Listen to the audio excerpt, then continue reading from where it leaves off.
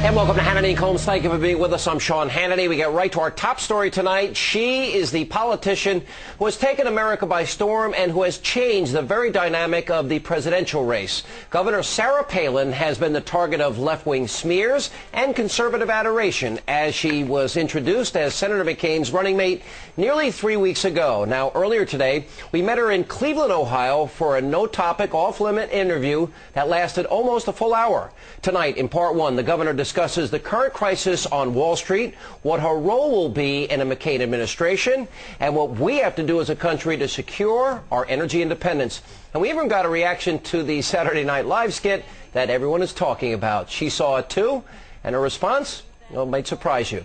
Also, Karl Rove will join us tonight with reaction, and a representative of the Obama campaign will also be here to respond. But we start tonight with Governor Palin herself in a Hannity and Colmes exclusive interview. Governor, thank you for being with us. Thank you so much. All right. You said when you were asked to be Senator McCain's running mate that you didn't hesitate, you didn't blink.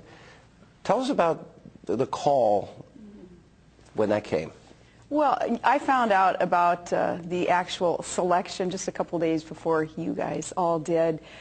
Getting that nod was quite an experience, of course, because I knew that Senator McCain and his team had been doing a heck of a lot of research and vetting of many names. So, of course, just the utmost honor is what I felt when he actually said, "Do you want to help me do this?" And I said, "Absolutely. Let's get in there and let's reform. Let's shake some things up." What was your family's reaction? Was that time to huddle and have a hockey team meeting?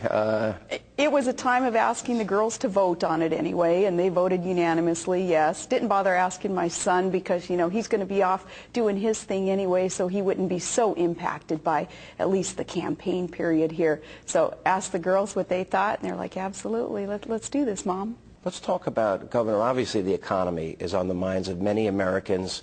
We got Lehman, we got Merrill, we've got AIG.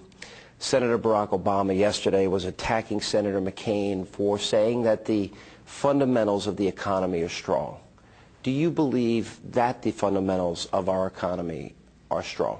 Well, it was an unfair attack on the verbiage that Senator McCain chose to use, because the fundamentals, as he was having to explain afterwards, he means our workforce. He means the ingenuity of the American people. And, of course, that is strong, and that is the foundation of our economy. So that was an unfair attack there, again, based on verbiage that John McCain used.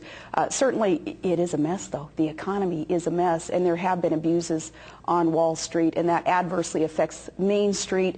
And it's that commitment that John McCain is articulating today, getting in there, reforming the way that Wall Street has been allowed to work, stopping the abuses, and that violation of the public trust that too many CEOs and top management of some of these companies, that abuse there has got to stop. It is, somebody was saying this morning, a toxic waste there on Wall Street affecting Main Street, and we've got to cure this.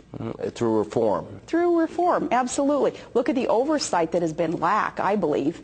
Here it's a 1930s type of regulatory regime overseeing some of these corporations, and we've got to get a more coordinated and a much more stringent oversight regime. Not that government is going to be solely looked to for the answers in all of the problems in Wall Street, but government can play a very, very appropriate role in the oversight as people are trusting these companies with their life savings, with their investments, with their insurance policies and construction bonds and everything else. When we see the collapse that we're seeing today, you know that something's broken, and John McCain has a great plan to get in there and fix it. Is Senator Obama then using what happened on Wall Street this week, is he using it for political gain? Is there a danger if a presidential candidate is saying to the world that America's situation, economic crisis, is the worst that we've seen in decades, which was words that he was using yesterday? Is there a danger in terms of the world hearing that? Well, there's a danger in allowing some obsessive partisanship to get into the issue that we're talking about today, and that's something that John McCain, too, his track record proving that he can work both sides of the aisle. He can surpass the partisanship that must be surpassed to deal with an issue like this. It is that profound and that important an issue that we work together on this and not just let one party try to kind of grab it all, capture it all, and pretend like they have all the answers. It's going to take everybody working together on this. Who's responsible for these failing institutions in your view? I think the corruption on Wall Street, that is to blame, and that violation of the public trust, and that contract that should be inherent in corporations who are spending, investing other people's money. The abuse of that is what's got to stop. And it's a matter, too, of some of these CEOs and top management people and shareholders, too, not holding that management accountable, being addicted to, we call it opium, OPM, other people's money, spending that, investing that, not using the prudence that we expect of them. But here again, government's got to play an appropriate role in the stringent oversight, making sure that those abuses stop. Well, you know, both you and Senator McCain supported the bailout of Fannie Mae and Freddie Mac.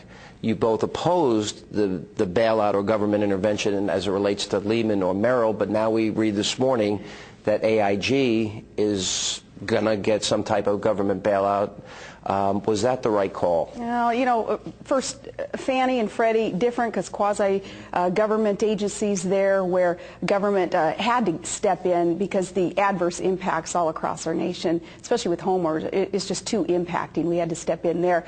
I do not like the idea, though, of taxpayers being used to bail out these corporations. Today with AIG, important call there, though, because of the construction bonds and the insurance carrier duties of AIG. But first and foremost, taxpayers cannot be looked to as the bailout, as the solution to the problems on Wall Street. How connected is it, though, to Washington? You have 354 lawmakers got money from Fannie and Freddie.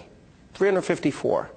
If you look at the years from 1989 to 2008, second top recipient was Senator Barack Obama. Should there be an investigation in terms of the relationship between the political donations and then, of course, the bankruptcy that ensued and the impact on the economy? I think that's significant, but even more significant is the role that the lobbyists play in an issue like this also. And in that cronyism, it's symptomatic of the greater problem that we see right now in Washington, and that is just that acceptance of the status quo, the politics as usual, the cronyism that has been allowed to be accepted and then leads us to a position like we are today with so much collapse on Wall Street. That's the reform that we've got to get in there and make sure that this happens. We've got to put government and these regulatory agencies back on the side of the people. It's what John McCain and we have a very consistent track record showing that we're capable and we're willing to do this. Ruffling feathers along the way, but it's what we're expected to do and what we're promising to do.